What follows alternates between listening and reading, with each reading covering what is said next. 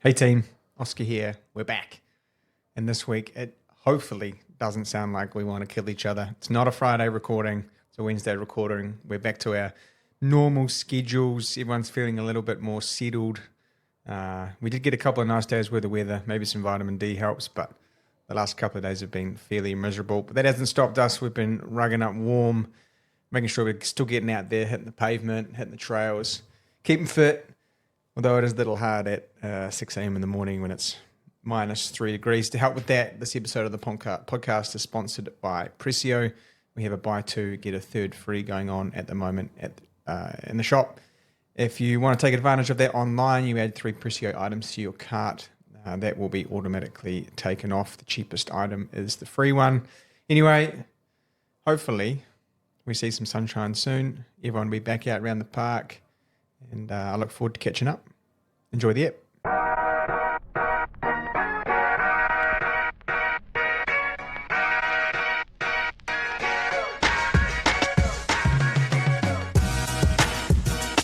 Hey, it's Oska from the Front Runner Colombo.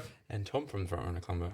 And Anna from the Front Runner Colombo. And you are listening to Front Runners Run Special Podcast, your weekly running specialty podcast where we talk about the human locomotive movement we call running. And this week, I think last week we recorded on a Friday.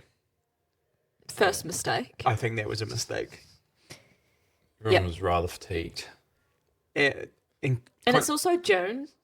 There's not a lot of... July. Oh, it is July, but it was June last week. June. So. There's not a lot of sunlight going around. Midwinter blues have definitely... And contrary to the belief of the listeners and viewers, I don't want to lynch these two. Yeah, it was a rather... How do you spell lynch? I don't know. Neither. Lynch. Yeah, well, maybe that's how you spell the reporter Chris Lynch's last name. Yeah, that's what I was going to say. Do you reckon, you know how people's last names were based on the jobs that they had in like the 1700s? Yeah. Do you reckon the Lynch last name was just because they went around maybe knocking people off as contract killers? It was a pretty common way to do it back in the day. Is it a stretch? Yeah. It's like, pretty... Like, just kill out the competition, you know? Get a phone call from... I've started watching Thunderbolts, Marvel's Thunderbolts. Oh, yeah. So Lynch, last names might have been contract killers. What would the last name be? If that happened now, where you had the last name based on your profession, what would yours be? Shoe. Oscar Shoe.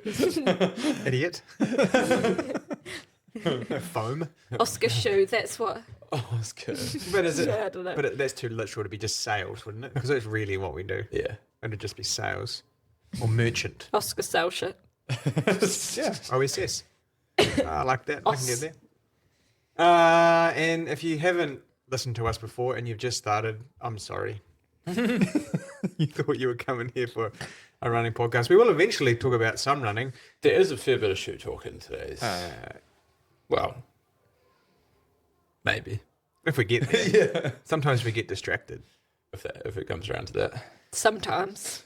Sometimes we go on a little large tangents. We've got a few side quests, you know. Yeah. That's like early 2010, 2015 PlayStation games where you could do the side quests. Yeah. Branch off from the original mission. We had those will remember who have a 3 or a 4 in front of their age will remember Prince of Persia. That game was based around side quests. Really? Yeah. And then, Tom, do you remember it? Nah, he's about 3 years too young. And then I know the game though. Yeah. And then the other one was Ratchet and Clank. That whole game was based on side quests. Yeah. I just had Spyro. Nintendo Pets. That's the game. Pets? Yeah. Oh my god. What did you do? Like you just like See, Spyro sounds so much better than Nintendo. You like Pets. take the dogs for a walk on your Nintendo. That sounds so lame. Isn't it weird that pet can be the noun for a thing and the action you make with it? Like you pet it? Yeah. That's odd, eh? Yeah. What came first? I guess the pet had to. And then you pet the pet, or was it a pet because you pet it? Pit, pit, pit. Peter Piper picked a pick of pickles. That's not how that goes.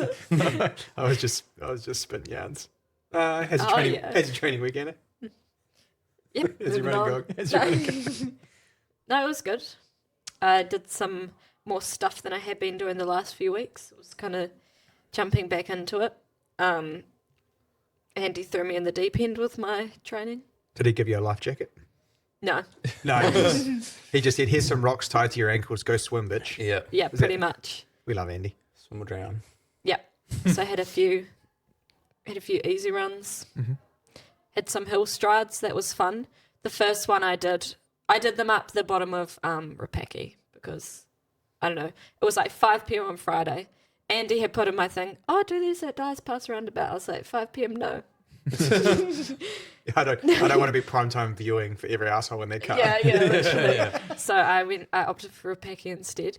And the first one, like, it literally felt like I'd never run before. Like, I was like, how do I move? But anyways, I did 6 of them by the last one. It was good. And it felt fun. And then on Sunday, I found myself back at Raki and I did some 3-minute hill repeats. I had 4 on the program. I got through 3 before the cold air got to me. I couldn't stop coughing. I was sore. I was like kind of dying. My heart rate wasn't coming down. I was like, okay, three's good today. I might be finished. Yeah. So I didn't do the last one, but that's okay. I was still humbled, so I guess that was the point of that. It's pretty rough to get you to do hill repeats on hill sprints on a Friday and then just throw you straight into hill reps on a Sunday. 12 or 14 minutes worth of hill reps on a Sunday. Sunday, yeah. I was like, this is what dying feels like. It's dramatic. Andy woke up and chose violence. Andy woke up and just went, how can I make Anna miserable with the back end of her first 40-hour working week? That's nice. What did you do at the start of this week? Start of this week, Monday's like a kind of gym day for me, so I just went to the gym. And then Tuesday, I just have an easy run. So I did that on the treadmill yesterday after work. Watched the Love Island episode. Wasn't their best one, if I'm being honest. No, Dorian, I'm not going to get into it. Dorian keeps asking me to watch it. And I think Megan's coming back. That's what I'm going to say. And if you don't watch Love Island, you have no idea what that means. Yeah, but if you do. If you know, you know. But then today I've got a session, easy run with a few pickups at the end. But I woke up, I set my alarm to do it this morning, woke up, checked the weather. Feels like -6. I was like, going to do it this evening. So went back to sleep. Do you know how Tom and I check how cold it is outside? Put your head out the window and see how long it takes for it to... Yeah. It's so, you can, I reckon, you could make a shrink ray. A shrink ruler. This is really ungood. The boys will be laughing at this. Yeah, the boys will be laughing. You could make a little peephole. Or do you say sausage to an acorn? Yeah, sausage to an acorn. You know it's really cold when you feel the tip grating. It's less than -5. You 100% want Y fronts under your short tights, no question. Yeah, it's not good. Yeah, it's not a good look. That thing's coming out like squirrel food. It's no good. Sorry, Anna. Apologies. I'm not sorry. Yeah, she's Oska's fine. not sorry. I'm not sorry. I think that's funny. And word on the street is, Tom, you got through 70 minutes. Yep. How was I that? have managed 70 minutes. It was all right. I ended for a little bit sore, but they were manageable. Yeah, back somewhat running. I should hopefully run 60k this week, which Nice. I think I'll probably just sit out for like a few weeks, not push it too much. Maybe add some hill runs in there. I found in the past that I really need to just introduce like one new stimulus at a time and give it some time to get used to that. I think that's when most people get injured, is they'll introduce strides, hills, workout all within like 2 weeks or something. So yeah, I did strides last week and started this week. So maybe do a lighter hill run this weekend, maybe. What would a light So, hill run look like for you? Or I don't know. I feel like a good light hill, or I feel like a good hill to get back into it is starting at like the Kiwi or something and just going along the top. So you don't really have to go crazy long uphill, and it's not super steep. So it's more just rolling hills. Just to get used to the different impact. But yeah, I'll probably just end up running with a group anyway and just going where they go. So hopefully do like 80 minutes this week. Riding's been going well, although it's rather freezing on the bike. Bro, that thing is an internal. Yeah, That's an innie at that point. It's on the scale. I think I said to Just moving on. yeah. Oh, to be fair, like when you ride, and most of the guys can attest to this, you can't feel anything anyway. Like everything's numb, so it doesn't really change. I don't think that's much. good for you, but yep. No, it's not. Like cyclists are the sport that have the most. How would I put this without it? Infertility? No. ED is very common in professional cycling. Erection Dysfunction because you cut off the circulation. So That's not. I didn't. Yeah. Oh, good thing Henry doesn't. Yeah, it's quite a common dysfunction in cycling. So then you know if Vigor listen to this, they're going hard in the Tour de France ads. Yeah. So that the boys can go hard. Pretty much. But yeah, that's been good. And then shit news scan on my shoulder yesterday's still got a massive tear on my shoulder, so no more swimming again. Which How big's the really? tear in the? she didn't say. She said it's decent She said though, so it was. not big enough to require surgery, but It was enough to cause tears. yeah. Don't cry about that stuff. That's all it is. But it just means I'm gonna have to stay out of the pool for a bit and rehab and maybe try some glucose or something just to speed up the healing. That's annoying though. There's nothing. There's not much you can do, because it's not like a muscle that you can kind of encourage to repair itself quickly. No, and it's like Which one is it? it's your subscap, so like is your pec and then across to your shoulders. Oh, yeah. That movement there, which Yeah. is kind of important for swimming. Is it still sore? Yeah. Yeah. Yeah, like waking up in the morning, it's pretty tender. And then, yeah, it was I tried to swim the set on Monday, which I did fine. But then that night, it just gets really achy. So, yeah, shit. But I don't know, I'm kind of just maybe going to have to put in a real big bike run block and Yeah, like at least you're back running. go touch wood. into sunshine with minimal swimming and hope that I'd rather that I'm pain free in it before sunshine so that it doesn't come back. When but sunshine? still like 9 weeks away, so like Is that mid-September? yeah, middle Is of that September. only 9 weeks away? Yeah. Yeah. That's really scary. Yeah. So it's not a lot of time to get swim fit, but wetsuit helps. So But you're swimming like in the lead up to your injury was like the most consistent you've been. And Yeah, so it that's not was. all just going Yeah. to disappear. hopefully not. You do lose it pretty quick in the pool, unfortunately. But Lucky you'll be swimming in the ocean. yeah. And I guess the only bonus to having cold mornings right now is Tour de France is on end of this week, so can just set up the trainer and watch that, which I'm excited about. But yeah, riding in the cold I think is the most miserable thing to do because you just don't warm up. Like running is not too bad because you still get blood blood flow through your arms and everywhere. But riding in negatives and your hands are just like stuck to the handlebars and your face is just getting pounded by the cold wind and your legs are cold, like breathing. Yeah, it's not fun. But I mean, to the credit, we have a really good bunch of cyclists and triathletes that religiously show up every Tuesday. So there was still probably, I want to say like 15 people that rocked up. So makes it a bit easier when a bunch of people are suffering as well. But yeah, pretty standard week this week. Nothing crazy to report. It's just you just have this way of only being able to do 2 of the 3 things you want. Yeah, I know. Yeah, and it's always like The rule of 2/3.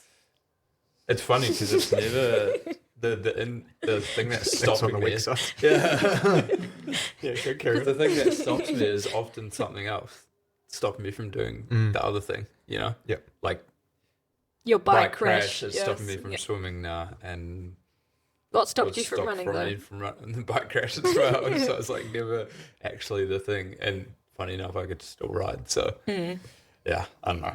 It's fine. I'm getting stronger on the bike each week, so that's positive. And I think I'm gonna do more of a bike heavy focus, just because that's arguably the most important thing now in long course triathlon. So obviously you're out there longer, so you can make the most time and you can lose the most time. So yeah, hopefully do a few bike races like in November. It'll be fun. Nice. Yeah, We're all going to kind of be racing that yeah, mid September to mid October period. yeah. Did you lock in for Auckland? Yep. Well, I need to sign up, but I've booked my flights. This first step. Yeah, First step has been taken. flats. Flights, yeah.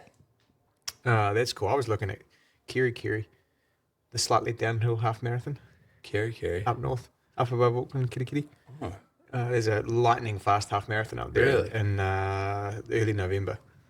it's better. Yeah, I guess it's better than going down to Wanaka when it's still like freezing cold. Yeah, the other one I was looking at was Launceston next May. Yeah, They run rapidly fast there. there's one. Yeah, they run fast every year. It's like the course record's like 60:49. And are they doing some? The boys have been talking about some 10K in Aussie. They do The a 10 or Launceston something. 10. That was the original Yeah, race. apparently there's one in Melbourne this Oh. year. They're like a new 10K series, and it's Oh. like stacked. So I don't know. I haven't heard too much about it, but I desperately want my 10K road to say 29.0 something, not 29.1 something. Yeah. I don't know. I might have a go at Timaru 10 Yeah. if I can convince someone to take me through halfway in like 14:35 or Yeah. something, 14:40, and then just Yeah. hang on. Need to get those markers in the right place this time. Yeah, Motley. whoops. It was a bit confusing last year. I tell you, they had some markers not quite right at Raki on Saturday. Yeah. Fuck. The boys tell you? Yeah. What happened? So it was just like, oh, yeah, I saw Oska go the wrong way. I was like, oh, no, wait. And then Mustin was like, no, go. So for those people that don't know, last year we split Canterbury Cross Country Champs into short course and long course. So there's 2. And that was mostly because I think the short course gives you an opportunity to have a really good hit out with reducing the risk of hurting yourself. Yeah. And then also the track guys means they can come and have a go. Yeah. Because the 1500, 800 meter guys probably don't want to run 10K. Not 10K. Crossy. Yeah. But we didn't want to sacrifice one for the other. So we come up with a 4.5 or 5K was the kind of the number we aimed at. And then Rafferty's North New Brighton, for those not in Christchurch, sort of a sandy base, and there's a pretty nice grass track out there, which is getting better and better. And then they you run up into the trees and around the sandy base, and there's tree roots and some nasty corners. And anyway, there's a couple of young fellas from Christchurch Haven standing on the course. And so we ran, and the point of doing that for me was to work out. So I wasn't kind of supposed to go all out and sit in roughly about heart rate around threshold, which I did. But I kind of became like hard right, and Gamblin loves putting a hard right hand turn onto the carpet on the concrete. Oh, yeah. Fuck.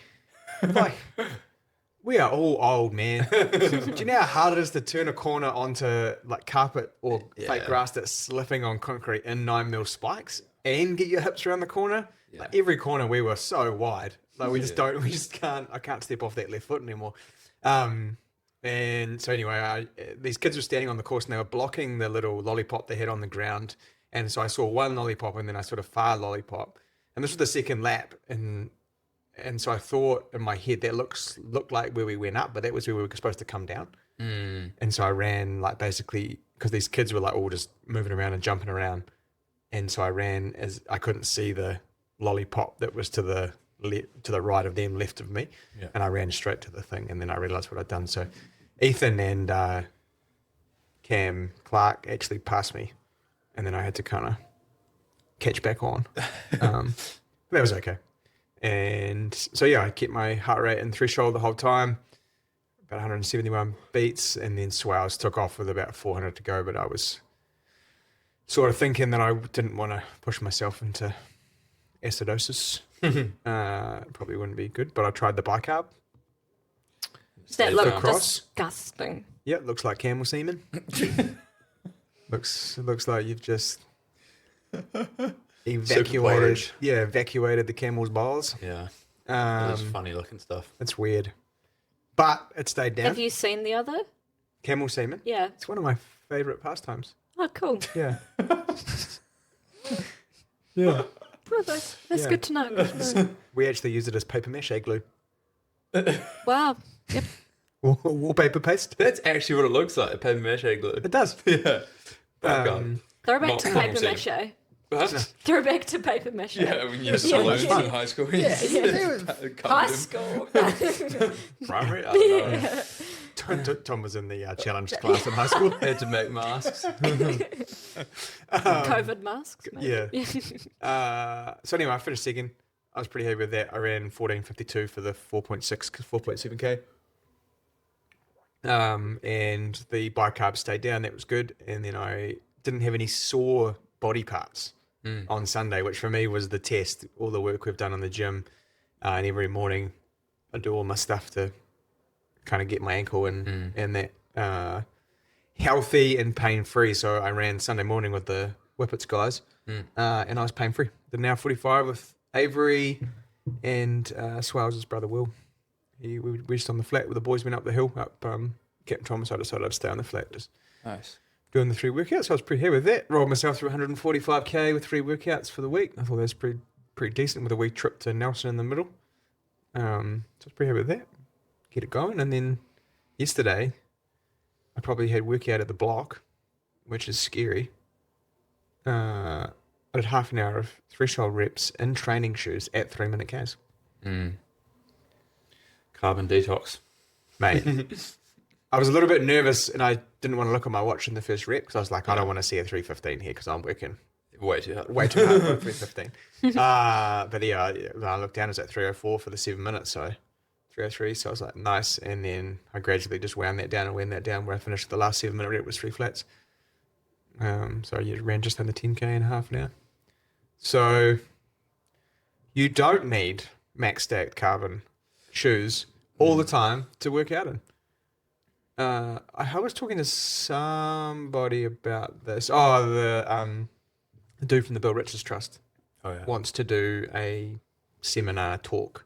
Yeah. So the Bill Richards, for those people that don't know, is a kind of a fund trust that you can apply for if you're a sort of a semi-elite, kind of elite distance runner in Canterbury. So I think traditionally in the last 2 years they've given out money for people doing like a half marathon or a marathon, help them travel, things like that. So, and I did receive something from them, maybe for last year's Gold Coast. And part of paying that back is to do a seminar with a group, and they advertise it and they get a bunch of people to come and have a yarn. So he was asking about the carbon shoes, and there's no question I think that they make you faster, but I don't know if they're the holy grail of making you the best.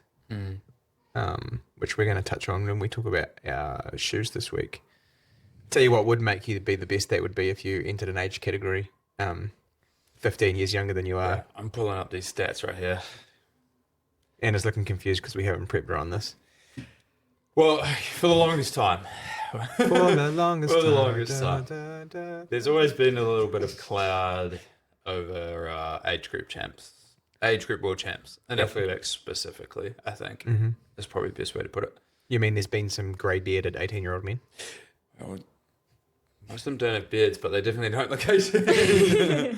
They look weathered. Yeah, and I don't know how to put this because it is kind of hard on their behalf too, because in Africa, you're not like going to a lot of these athletes aren't being born in hospitals with and then getting birth certificates True. given. Yeah, it's fair. You know, they're being born out in the wild, basically, in their tribes and stuff like that, and they are really good runners. But yeah, it's always been a bit of a question over their age in these under 20 age groups and how much they're demolishing everyone by. And the Ethiopian Athletics Federation came out this week, and they had conducted age verification scans on their athletes at their... It is not a machine that sounds like I want to get into. Yeah, including MRI scans on its athletes ahead of Literally. African under 18 and under 20 championships scheduled for July in Nigeria. Of the original 76 screened athletes, only 22 were cleared to compete. A third. 6 male and 16 female were deemed the age they Correct said age. they were. Yeah. That's really interesting. So, and it's been hugely talked about because technically, like, age doping clearly is a thing.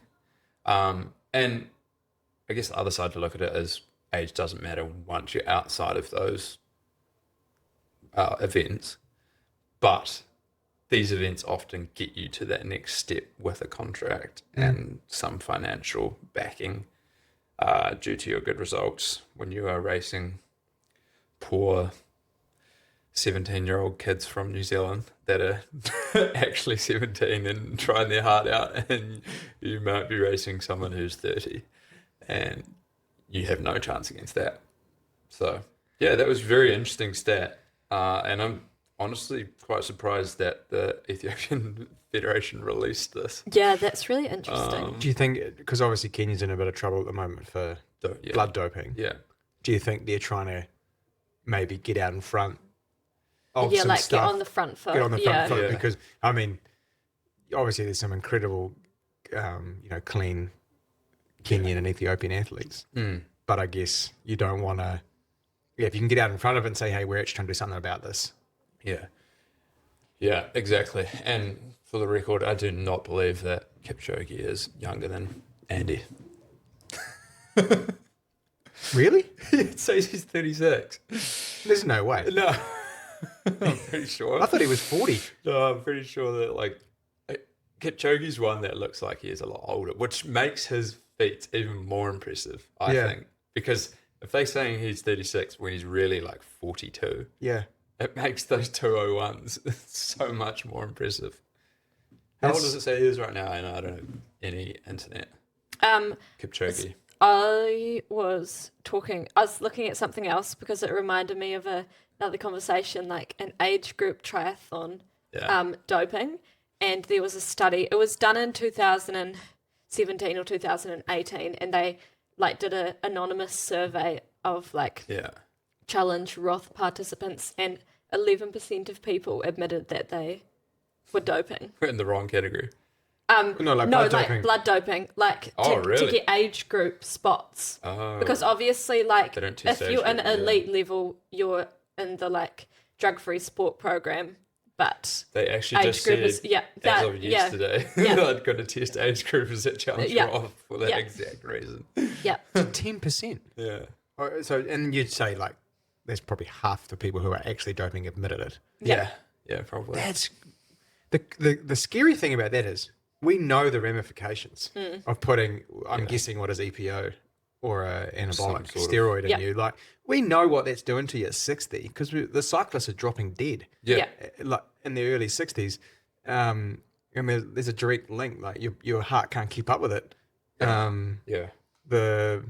That's absolutely wild. But actually, speaking of triathlon, we had Henry have an amazing result.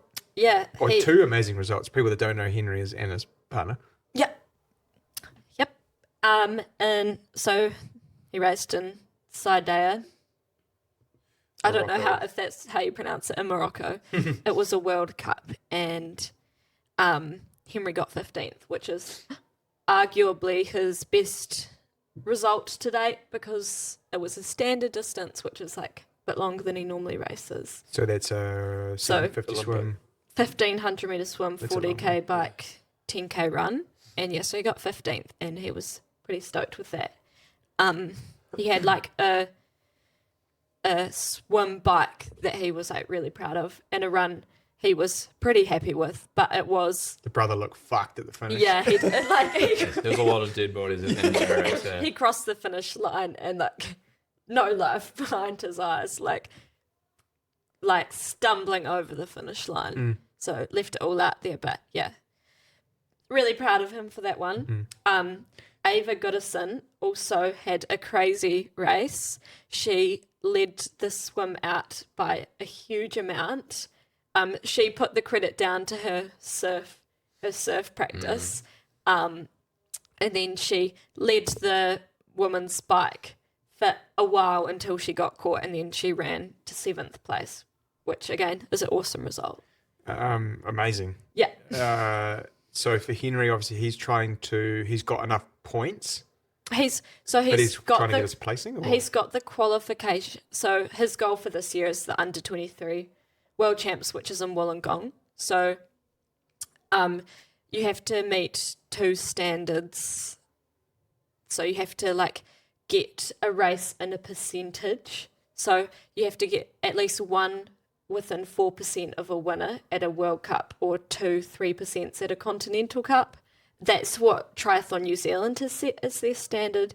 And then New Zealand will get a certain number of places. So currently it's 2 for sure, but because it's in Wollongong in Australia, the Oceania athletes get kind of like the next priority pick for the next spots. So he just has to keep his ranking high enough in the under 23 New Zealanders to get it. So and obviously we're good mates with Sax, but he beat Sax on the weekend. So and he beat James. So does that put him in the kind of puts him in a good spot. The pole position, as long as he kind of holds himself together. Yeah, him and James, because James is under 23 too. Saxon is out of under 23 now.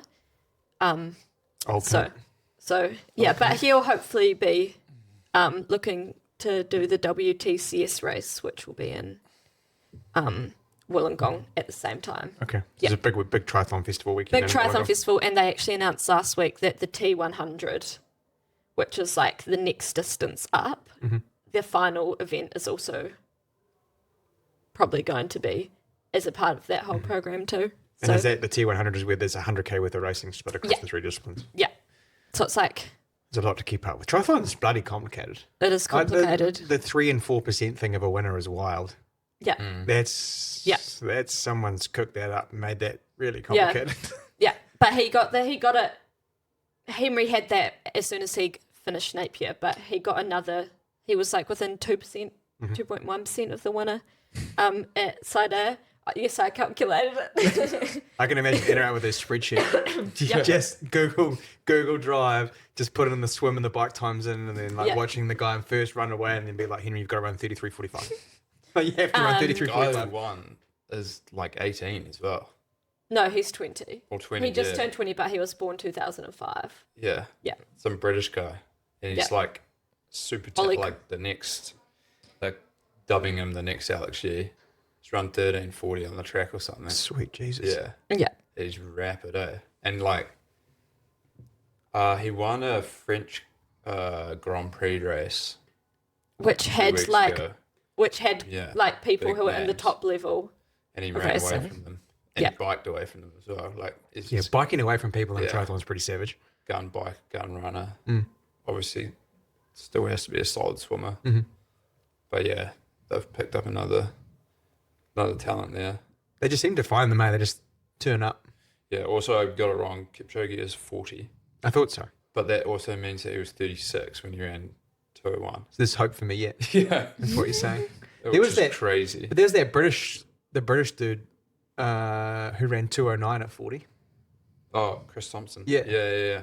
So there's hope. PB. There's hope. I mean, generally, like in endurance sports, like the marathon and long course, like tri and stuff like that, age definitely helps, I think, because you have to have accumulated enough mileage in your lifetime to cope with that kind of. I always think it's the mental. If you can be bothered, and then giving yourself a refresher, like we've done in the last 10 weeks of just running 85 miles a week with the different kind of workouts. So then you go back to the marathon. because it looks likely that I'll get a spot in Osaka for February. Yeah, that'd be sick. I don't mind the cold. Like, give me a pair of gloves and I'd rather it be 4 degrees. Gloves. Yeah. Just give me a set of gloves and I'll get my tidy whities out and have a hoon. Have a hoon in Japland. Yeah. I tell you, we also had National Half Marathon Championships Yes. over the weekend. When does World University Games start? It must be soon because they're all flying over there at the moment. Bro, Toby's wild, eh? Is he doing that? Yeah, I think so. Ah. Or, yeah. Yeah, I kind Because of... Motley's gone over already. Honestly, I kind of lost track of World Uni Games because they got cancelled like last year when all the boys were trying to qualify. And I think did qualify, but was it in China? Yeah, Like, all that stuff was going on. Yeah, so it got cancelled and I wasn't really sure if they were going to go ahead with it again, but it seems like they have. Where is it? Europe. Somewhere in Europe. Yeah. Because Modders is Yeah. our team manager. Okay. But we So that had, must be coming up soon then. Yeah. yeah, so Toby is going, but he won the half marathon, set another record in Wellington, race record, 64.0 low. Yeah. 64 low. I mean, Won by 5 minutes or something. I don't know what kind of shape Eric's in. I know he listens. Yeah. Obviously, Eric and when he's really fit is worth more than 69 something. Yeah. Also hard, he's got a wee bump, so Yeah. that can be challenging. And then, third has escaped me. I don't know. Oh, sorry. Someone is listening and they came Apologies. third and I feel fucking terrible. And I might quickly keyboard smash and figure it Yep. out while I talk. And then Lisa Cross, who is just evergreen. Yeah. Holy. She Just keeps going. Yeah, So she she ran battles. 63 something, I think. 73 something. 73 something. Yeah. And then our Catherine Camp was second and she ran a huge PB. Yeah. And talking to her yesterday when we had our management meeting, she was only about 11 or 12 seconds off her 10K PB Really? through 10K. All the marathon work's finally paying off. Yeah, so, and she also said that I think working full time was a nice distraction. So she wasn't Yeah. like thinking about the race. She worked on Friday, Yeah. flew up, Race, come back. race, come back. Like, I think there's something to be said about the balance of.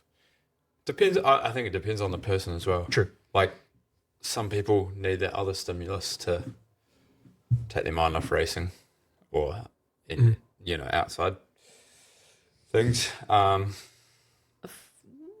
Have I got it here? And then go.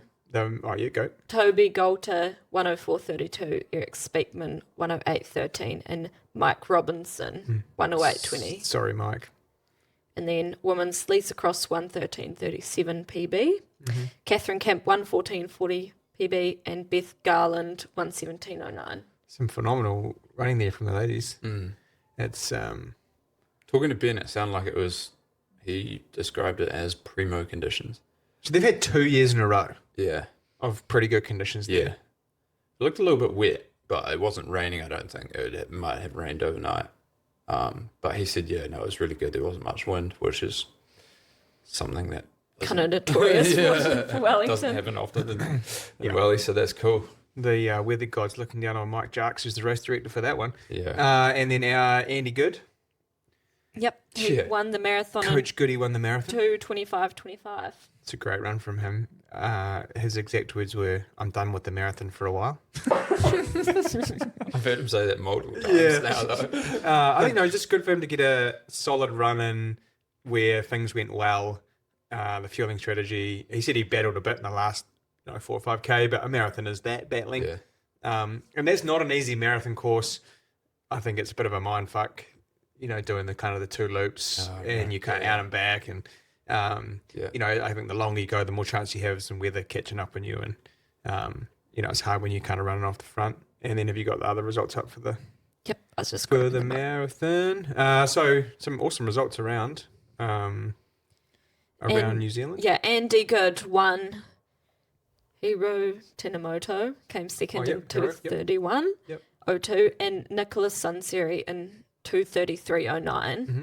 I'll grab the women's up because Equality. quality. Yep, all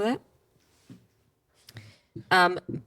Mel Aitken won in 2:52.52. That's crazy. That's quite cool. Arabella Maynard in 3 hours and 58 minutes, and Brittany Litton in 3:03:17. Mel's another one of those evergreen, just Keep smashing it out. keeps going. No, it's inspiring. Her and Lisa have been on the face of women's distance running in New Zealand for, I don't know, like as long as I've been doing it. Yeah, at least probably 6 or 7 years. Yeah, even longer. Like Mel, I can remember back when I was Anna's age, which is half my lifetime ago. Nice.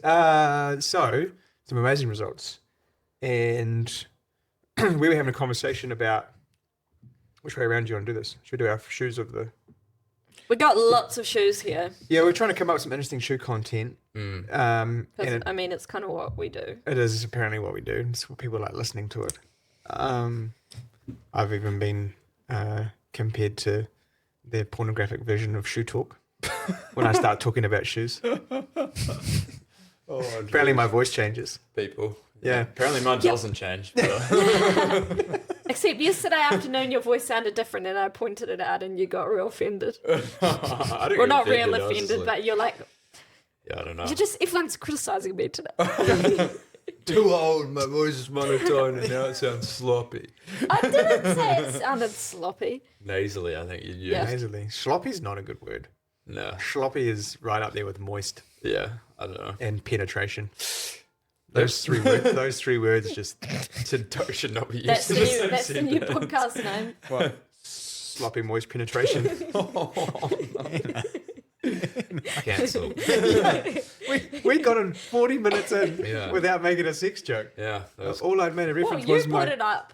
Yeah, but I mean, I might have put it up.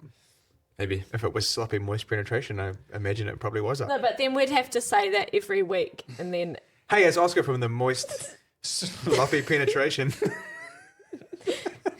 It doesn't sound good. You know what is good for the sloppy Oh, God. foot Yep. ting? Is the aerobic gravel.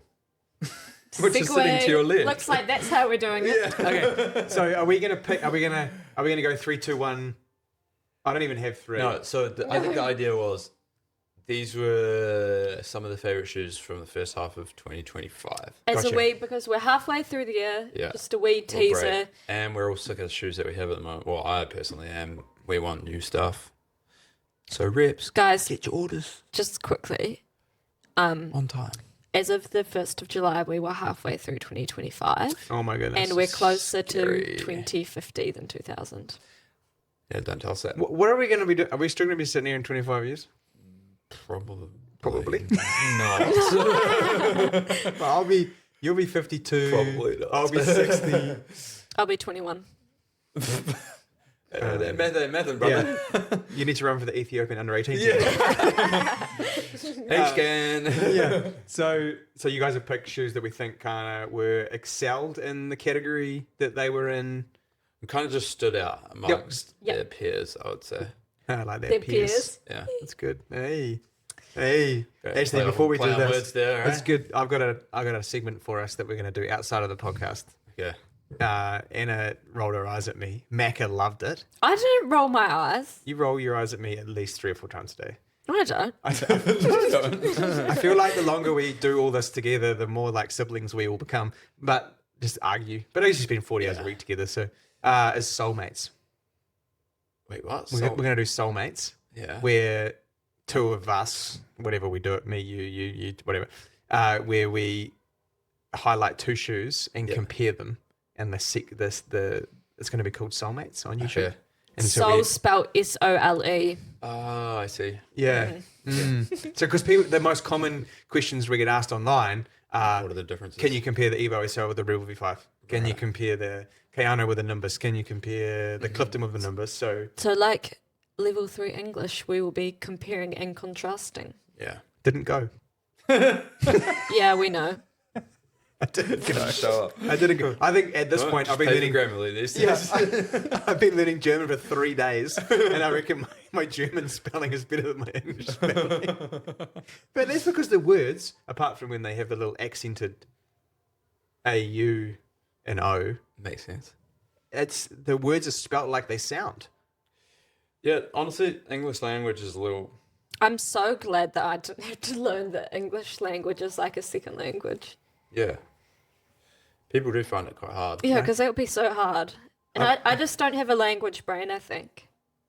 Mine was the attention span, but now that I'm learning it with Indy, and we've got Duolingo Pro on phone, so we're doing like 2 things a night together, and it's amazing how fast kids pick things up, right? Yeah. It's incredible. A lot quicker than us. So- Anyways, Anyway. Aeroglide Gravel. This was one of Tom's picks.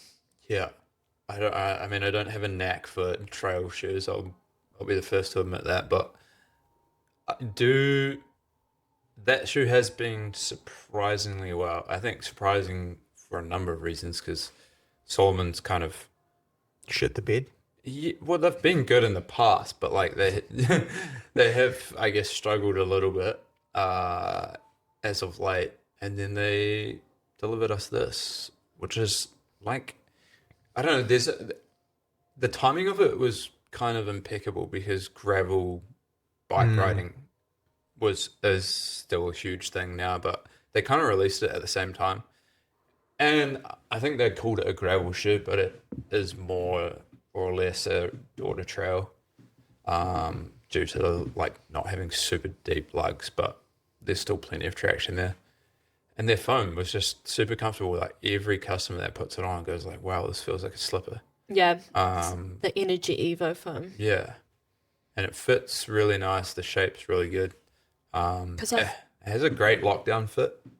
Yeah, Like around the ankle, I think. like lower volume and Yeah, a lot of people like in a trail shoe to feel like their ankle is a little bit more supported. So And sometimes with Solomon shoes, the struggle has been not so much with their more recent models, but they have had quite like a European like skinny fit that doesn't work for a lot of people. But this one actually has it's low volume, but it's got like a bit of room across the mid heads. mid heads. Yeah. it's quite generous.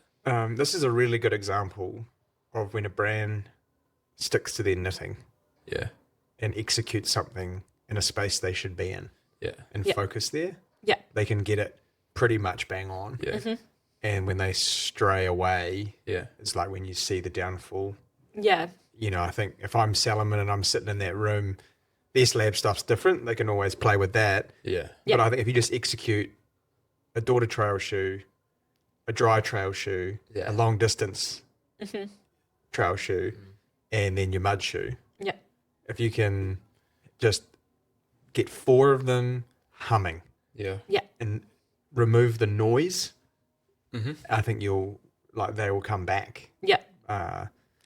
But that That is Because like in terms of a gravel shoe, like gravel daughter trail, whatever you want to call it, I don't think they could have done it much better.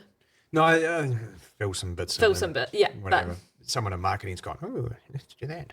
yeah, But it doesn't really have a competitor because it's very different from the Challenger. Yeah. And very different from the 2000 TR. Yeah. And I'd probably, if the grip on the bottom of the Nova Blast TR was a little bit deeper, it would probably Yeah. sit in that category. Yeah. We are getting one from Merrill. What was that called? The Promorph. The Promorph, which looked quite good. Similar idea to this. But it's definitely a category of shoe which I feel like even for road running in the winter, because Yeah. some of the shoes now, the road shoe brands are trying to make them so light, the rubber on the bottom does suck. Yeah. And the wet, slippery, mossy concrete. Yeah. And so something with a little bit of bite, not a bad thing. What does Yeah. one retail for? 270. 270. So it's pretty good value. It's like a really good value. good value. Okay, next. This one's yours, Oska. The Mizuno Neo Zen. And I had to get the women's one because we only have a size 13 left in the Yeah. men's. But there's a new colorway coming this month. Yep. So we'll have some more stock again. I have made a YouTube video on this one, so you can go and look at that. I won't talk too much on it. I just think they got the balance of cushion and rock just perfect. And I just want to see a few improvements with the shaping of the upper yeah. into what would be version 2 when we see that in January next year. But honestly, it's my favorite, probably my favorite It's the everyday shoe trainer. you've put like the most. I've had kilometers six. I've had into. 6 pairs. Yeah. And I get about 700 pairs 700k out of each pair. So, the math on that. It's about 6,000k. I think I've managed to run it. Yeah. 4,500k. Yeah. Which is only about 6 months. But yeah, I've loved it. I think they did an amazing job of the chemistry in the midsole and the shaping. And I think we'll see people see version 2, they've just beefed up the outsole a little bit. Yeah, which is my only kind of, it really is probably made for a nice day running around Osaka rather than the wet streets of Christchurch in the middle of June, but that's okay. Oska's not sure about this one, but I have to pick the Clifton. Why? Tell me, convince me. The Clifton 10, because I have just really enjoyed having I mostly use mine. I use mine at work too because they're super comfy to wear all day. But I like if I'm just going out because I don't like. Oh, I feel like I don't work with a super duper cushioned shoe. You know, so this is my like ideal easy run shoe because I find it super comfortable. It like, yeah, mine are absolutely munted like in terms of the colour. But anyways, I just find I've really enjoyed having it in my rotation. It's like, yeah, a softer recovery run shoe that I enjoy just putting some slower Ks into. Because I find I like my Tempest for most of my other things, but sometimes I find that if like my body's feeling a bit cooked, the Tempest doesn't quite have that padding that you're kind of after. So I've really enjoyed having this in my rotation. Nice. I don't mind it. It's fine. I think Hoka could do better. Mm-hmm. I think that's where I don't mind it as a shoe. I just want to see a bit more out of Clifton. Yeah. I don't know what that is, and I don't like doing that where I say something and don't have a solution, but I hope with Clifton 11 they find a way to make it exciting.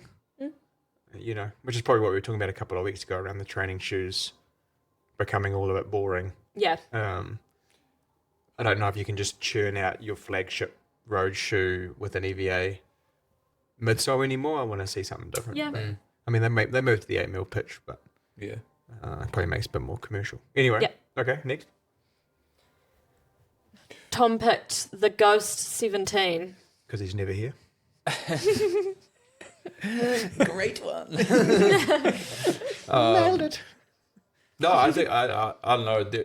Like I said, it's been a bit of a quiet first half of the year in terms of new shoes, but this was a surprising and good update. I think JC and I had a great conversation about this shoe, and I think they really improved in a lot of areas. It moves a lot better in the front.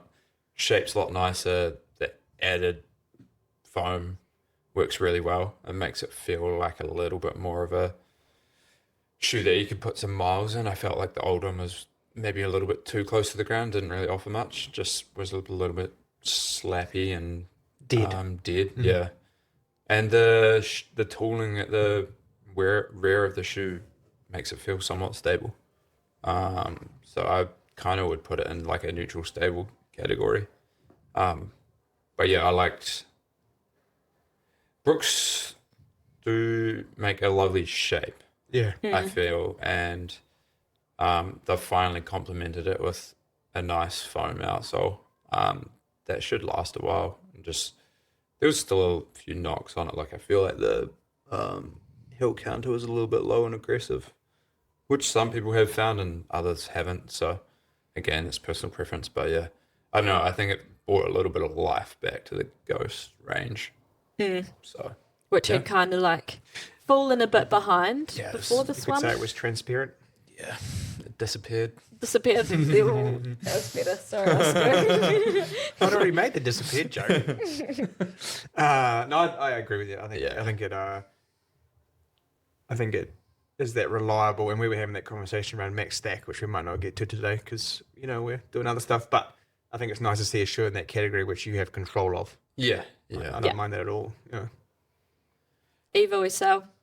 I also picked this one. And you picked this one too. So I'll let you go first.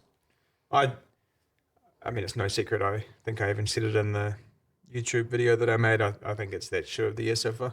It was probably the most highly anticipated shoe as well, I think, for a while. I'm just mostly mad that when I sat in the Adidas meeting a year ago, I denied. Yeah, right. And because I wasn't sure if people were going to cotton on to a shoe that didn't have a plate with that foam. Yeah. And so it was a little bit of an unknown. And I remember debating it with Laurie and Sam, and I sat on the fence and I sat on the fence and I sat on the fence. And I think the struggle with it too was Adidas hadn't made a running shoe for so long. I was just nervous. But I love the inclusion of the Lightstroke Pro foam. I love the rock placement in the front. I like that the bevel in the rear of the shoe isn't too aggressive. I have been doing all of my faster running in it. So I've done the 3 flat K pace efforts in it yesterday. I've done 90-minute steady state runs. I've done tempo work, everything, where I would have normally put a carbon plated shoe on, and I've used that for it, and it's been exceptional. My only knock is the rubber on the outsole, as we need which they're coming in with an ATR version. Yeah. And again, it's probably not an ATR like the Salomon, but it's probably a shoe that's just better suited to the conditions we find ourselves in right now. Yeah, for the like road. South Hickley. Yeah, it's so slippery with the moss and the ground that never dries out because there's no sun. direct sun on it. So you do feel a little bit vulnerable, particularly when you're running hard.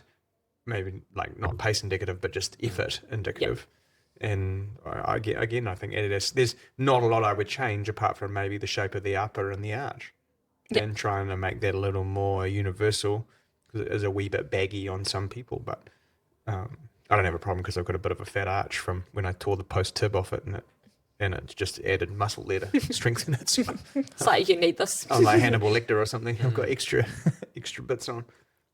Yeah, I've really enjoyed this shoe too. So obviously I used it when I raced my half, and I think what I like about it is that it has the fun foam. It feels fast. It does have that very small credit card size plate in it, but that's purely more to add integrity to the foam. And it's more under the arch, not the forefoot.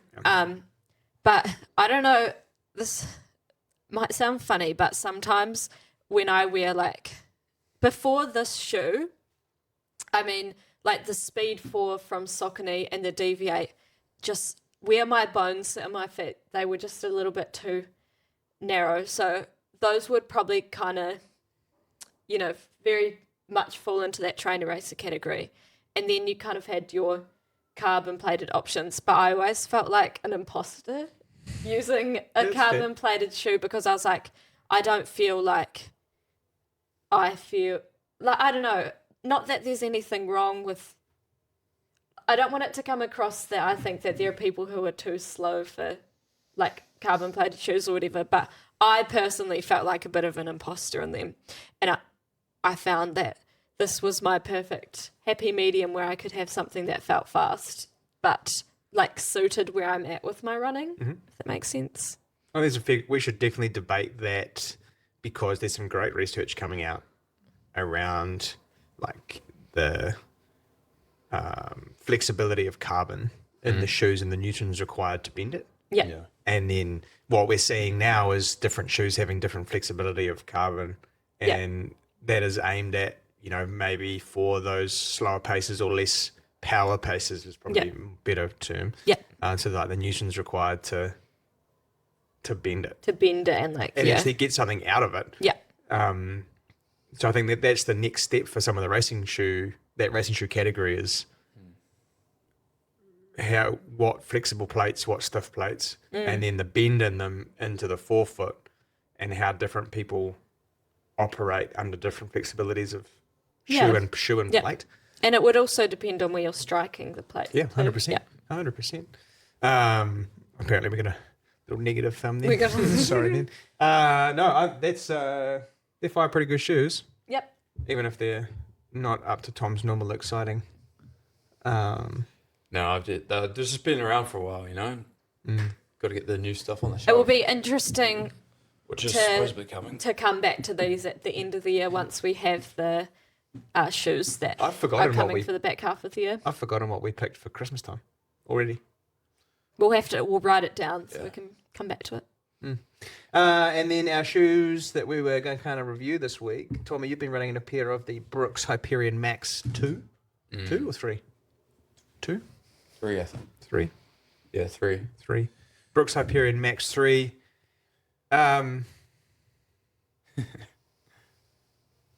Not sure. Yeah. I think that's where I sit on it as well. Not sure. Why are you not sure? Well, Or to who- be fair, I haven't really given it a good chance yet. I just use it for a jog, and that's ultimately not what it's designed for.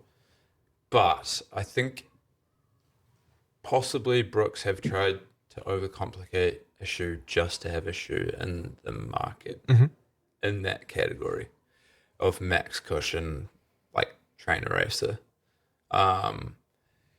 Which, I don't know. I think we're seeing a lot of brands do it just to have something there. But we were talking about it before, and I don't understand why they're using their training foam on the bottom half of the shoe when they've got their new premium DNA Gold in the top, which feels really good. I would, if I was to design it, I would just have it all DNA Gold. Which is a PIBA. Yeah, PEVA-based So- foam instead of their nitrogen-based, which is the stuff they use in their Ghost. Which is a shame because the upper is actually really nice. The PEVA foam is really nice. But then the nitrogen foam just makes it feel heavy and dead. Yeah, I think how would I explain this for people listening? There's a fulcrum point, which is kind of a tip point in a shoe. Yeah. And ideally, you don't want the shoe to lean backwards when you put your kind of finger under where your mitt heads would sit. And so when the back of the shoe is so beefy like that, and it's definitely encouraging a sort of not a heel strike, like the back of the bottom of the heel, but sort of the flatter foot, the way it's kind of sculpted. And this nitrogen foam is going to protect you from shock, but it's also not going to store any energy. Yeah. So if you're encouraging people to land sort of just slightly back of midfoot with a giant slab of supercritical EVA that doesn't store energy to give it back again, then it's going to make it feel dead on contact. Yeah. Is Which it did. It's kind of the other thing I don't understand is why you would make a shoe like this so stiff with a plastic plate. Yeah. Because you've got 45 and what is it, 45, 37? Yeah, something like that. Yep. Yeah, Massively stacked shoe. so I think for a shoe like this, if you're going to use this durable, stable foam on the bottom, and I understand why they've done that in terms of the materials and the durability and trying to not be wobbly or whatever, but then free up the forefoot because that is that is so stiff. Can't make it. So you're going to have to be heavy, probably heavier than you are. Yeah. To drive. What? Yikes. No, I would like to drive. No, yikes as in what are you saying about Tom? He's small. Yeah. Well, he's 75 kgs. you kind of got to drive force into it.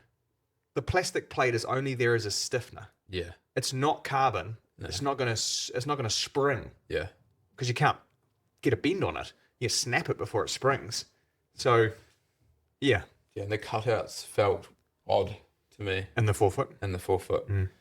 I would land in the lateral one, and then because they've cut it out so deep, you'd bounce across to your big toe and almost pronate. Like there was nothing there under your big toe.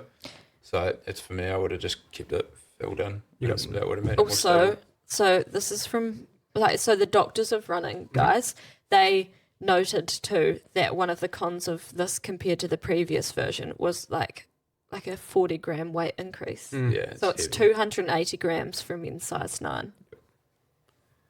Yeah. That's a lot. Yeah. For where the shoe's trying to compete in like a super trainer, it just doesn't really. Got to be under 240. Yeah. I think it's the number. I would just, honestly, if I'm them, I would just use this DNA Gold midsole and the Ghost last. Yeah. Tooling. Yeah. I just, Yeah, literally make it that. yeah. Yeah. So you've got this shoe and you just put that. Yeah. The DNA gold. And maybe go with this sort of lightweight racy upper. Yeah. And just Yeah, copy the shape. Yeah, 100%. like it would be, it'd be great. I think you probably nailed it. I mean, it's going to suit a very certain person. Yeah. And that person is 100% important. Yeah. But in terms of it being commercial, it's not going to be, you're not going to sell hundreds of pairs like the SC Trainer from New Balance or the Super Blast from Asics or whatever, the Mega Blast, whatever we're kind of putting it into. It's too heavy for a trainer racer. It's another shoe that's going straight in that super cruiser category. Yeah. One that's not. one that's not. Man, it's been a shoe heavy day. If you're still with us, you're doing well. It's been like 70 minutes of shoe chat. Is what's it called? Cloud Ultra Pro. On running Cloud Ultra Pro. Now this got Sam excited. Yeah, which he doesn't normally get excited about. He doesn't show a lot of emotion. Does that Sam? Sam's our trail guy for those people that haven't been in the shop before, and he has the final decision most of the time on the trail shoes that we bring in. He's off to Europe next week to go and run in the. This week, isn't it? Oh, this week. Well, yeah, Friday. Friday. To go and run on the hills. So, and honestly, this makes sense to me. So, first of all, congratulations to On for getting rid of some stupid holes. They're still there, but there is a gimmick, not as a lack of stability. Yeah. Do you know what? Brooke should have just used this profile and used their DNA loft and put a rubber outsole on it. That would have been fun. So, who would best suit this shoe, Tom? Someone who loves racing trails. Yeah, so On themselves has come up with the comparisons of the La Sportiva Prodigio Pro, the Tecton X from Hoka, or the Adidas T-Rex Speed Ultra. So it's very much in your trail racing category. It's got a nylon glass fiber blend of the speedboard. Sounds like a Briscoe's blender, but yep. The midsole is actually an EVA TPEE and PBAX blend. So thermopropene elastine bottom, and then a PEBA-based polyamide. And see, the execution of this is correct because you have a large amount of PEBA, which is storing and giving back energy when you drive into it. And the smaller amount of the EVA TPE material, which adds stability and durability. And the outsole adheres far better to the EVA TPE than it will the PEBA. So you're going to get better durability out of the, I guess, the makeup of it. And you almost have the outsole in a solid piece. It's definitely not a technical, like fully technical trail running shoe, but I think it would definitely work for people like Kepler, Abel Tasman, Root Burn, Tarawera. For your ultra or like longer distance races where you're not on it's not a super technical shoe just because of the plate and stack height. So the fiberglass plate gives a pretty good job at some torsional stiffness. It's going to give you stability. It does, I guess, give you a little bit of longitudinal stiffness to kind of roll along when you get tired. Inevitably, you're going to be moving slower in this than a carbon road racing shoe just because of the length of the thing and the terrain. But it still has really nice forefoot flexibility, and it's hard to see unless you're kind of zooming in, but they've changed the direction of the holes into the forefoot, so you get some nice bend in the two places of foam. So the shoe's going to bend and you'll see if you ever pick the shoe up where you're looking really closely on YouTube, the gaps where you're bending the met head is actually in between the lugs on the outsole, so you're going to get a really nice bend point.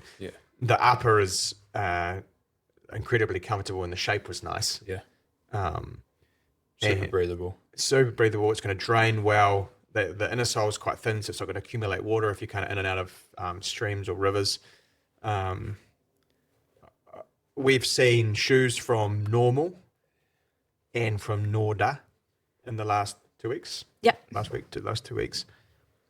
And then obviously with the La Sportiva Prodigio Max. Which is coming because I've seen a few questions coming through. Finally, I think I said about 6 months ago, didn't I?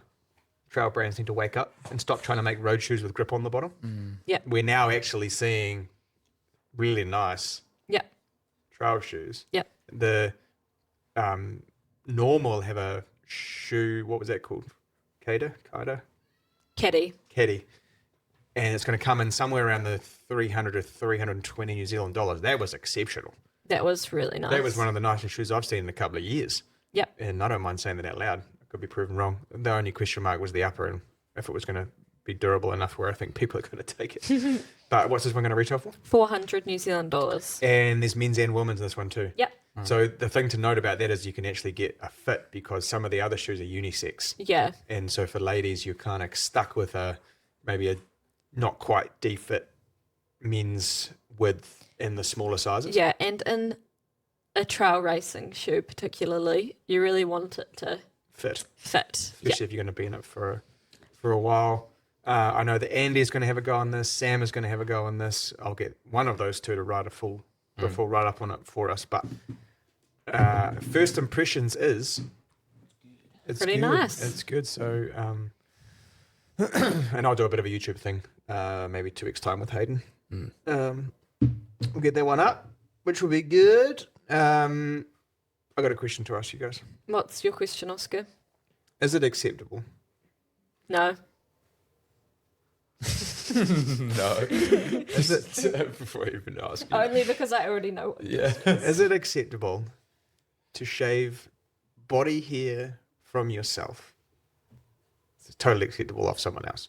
Is it acceptable to shave body hair off yourself in a gym public shower? Nah. So shout out to Flex Fitness. Not unless you're Actually, scrubbing it. If you're scrubbing the shower clean, I'll let it slide. Yeah. Do what you want to do.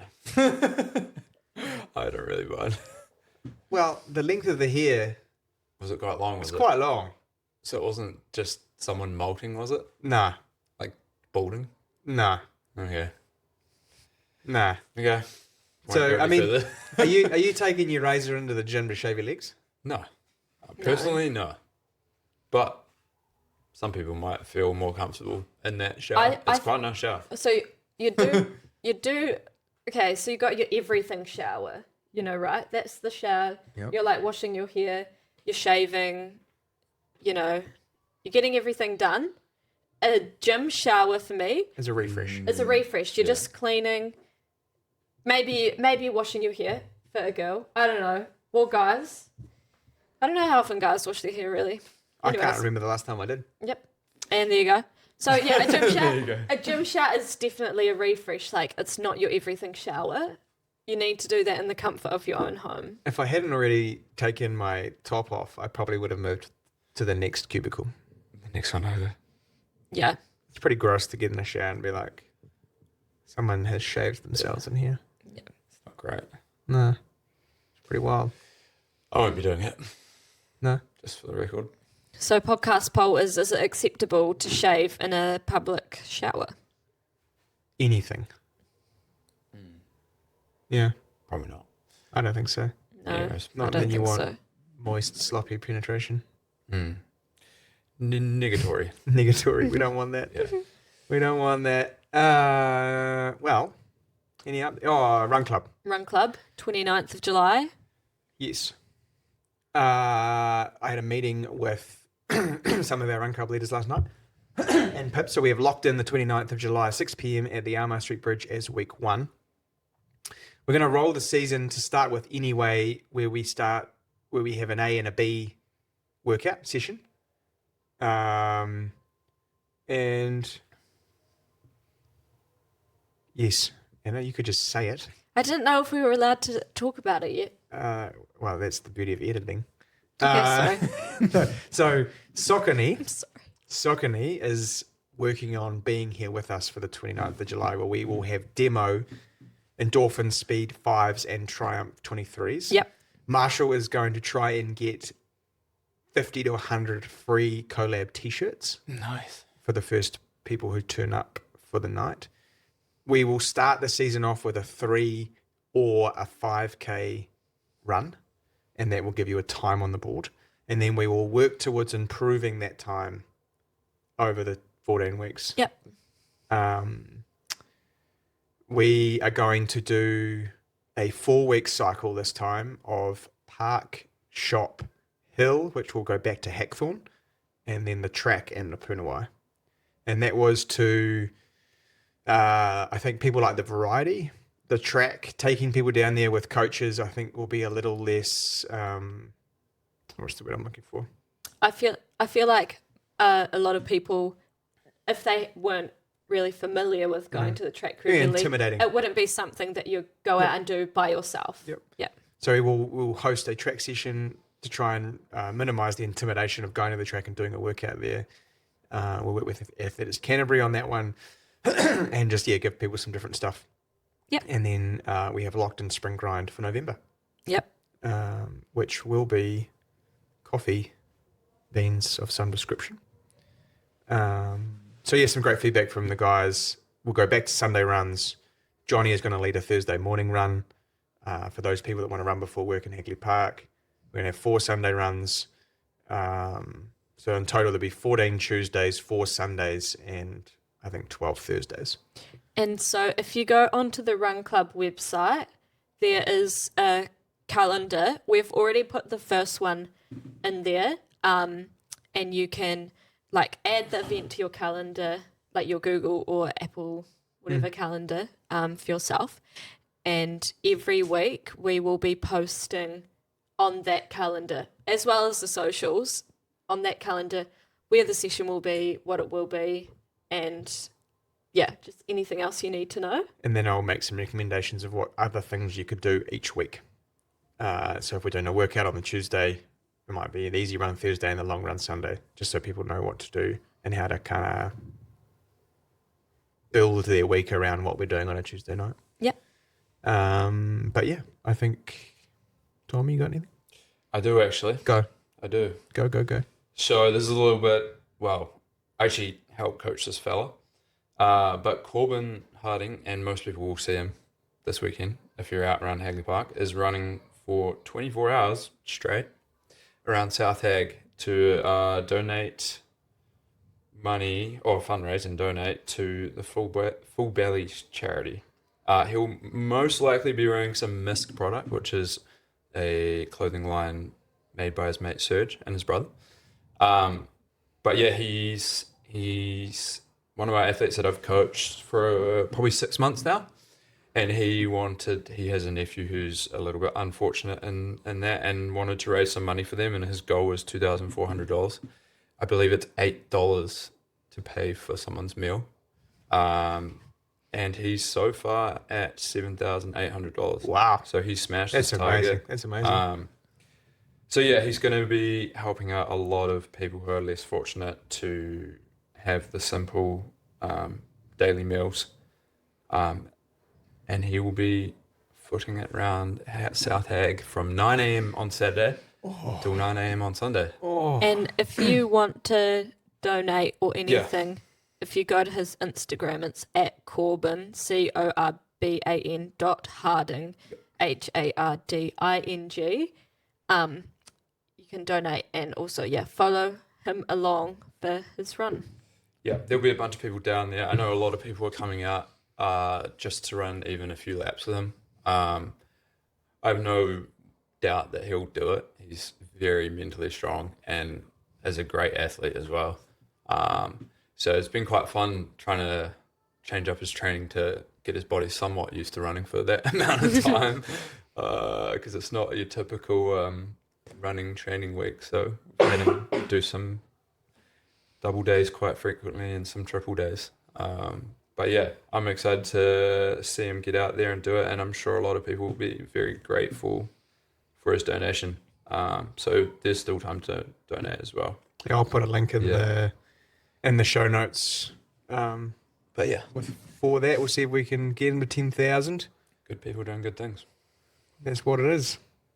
That is what it is. That's what we do. Good people doing good things and having a giggle. And hopefully this week it doesn't sound like we want to kill each other.